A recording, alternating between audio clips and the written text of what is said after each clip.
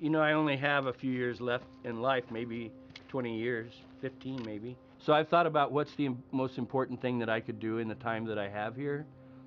And taking care of my grandkids and making sure that they have a place to enjoy, that they have streams to enjoy, that they have wildlife to enjoy.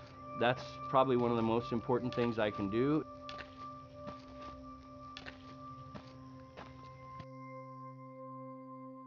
Nestle is drawing water from a spring or a well within the national forest, within public lands that are owned by the people of the United States.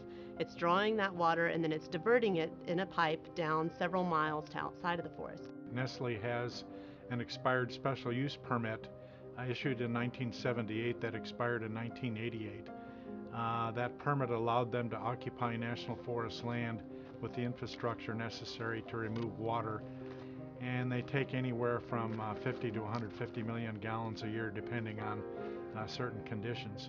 So the Forest Service maybe is getting a pittance of what this water is worth. We're subsidizing a business that depletes that public land resource and that then creates a cost on down the line in its life cycle as well in the waste management cost. The drought drags on, the watershed, grows drier. Why is a foreign corporation like Nestle being allowed to withdraw millions and millions of gallons out of our watershed, making a huge, huge profit? Absolutely not. In fact, if I could increase it, I would. We feel good about what we're doing. Strawberry Creek is just barely hanging on, basically, because there's so much water removed. And then when we saw the drought that's currently going on, that's the worst drought in recorded history here.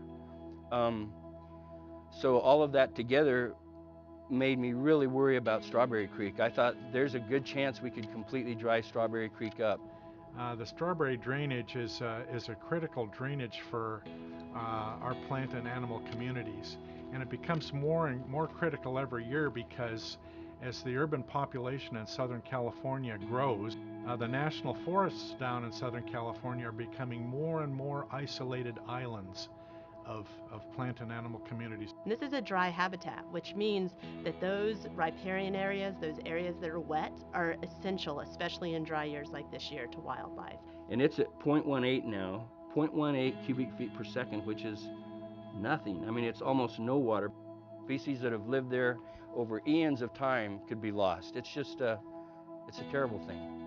The Forest Service hasn't looked at this in a number of years, and so they can't say, yes, we're protecting those public resources. Yes, we're making sure that there's sufficient water for all the species. Yes, we're making sure that we're holding this in trust for the people of the United States. We're using it in a sustainable way. And they're obligated by law to use the resources on the national forest in a sustainable way. A year ago, I started begging the Forest Service and Nestle's to start meeting together, to start talking about Strawberry Creek, to work together on their permit and on protecting the national forest. And I was begging them to do that, and still nothing's happened. There's still no meetings. There's just talk. Everybody in California is affected by the drought, but not Nestle or any other water bottling company. I mean, this is our water. The water in those mountains belong to every Californian and every taxpayer in America. Personally, I invested 40 plus years of my life being a professional forester, and I care a great deal that public land in our country is properly managed, especially in a manner that makes sure that the goods and services it provides are there for future generations.